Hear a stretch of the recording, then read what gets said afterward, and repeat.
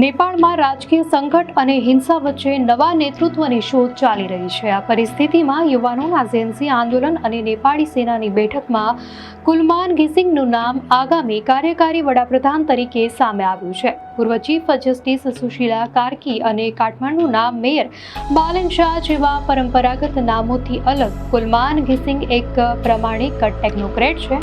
તેઓ નેપાળ ઇલેક્ટ્રિસિટી ઓથોરિટીના પૂર્વ managing director તરીકે જાણીતા છે, જેમણે 2016 થી 2020 દરમિયાન દેશમાં વીજળી કાપની સમસ્યાનો અંત લાવીને યુવાનોમાં હીરો તરીકેની છબી બનાવી છે। સોશિયલ મીડિયા પરના પ્રતિબંધ બાદ યુવાનોના આંદોલને વડાપ્રધાન ઓલીને રાજીનામું આપવાની ફરજ પાડી। હવે તણાવપૂર્ણ પરિસ્થિતિમાં કુલમાન ઘિસિંગનું નામ એક એવા વિકલ્પ તરીકે ઉભર્યું છે, જે દર્શાવે છે કે નેપાળના યુવાનો રાજકીય જૂથોથી દૂર એક કુશળ અને પ્રમાણિક નેતાને જોવા માંગે છે। દર્શક મિત્રો, વધુ અપડેટ્સ માટે ધ લોકસત્તા ચેનલને સબસ્ક્રાઇબ કરો।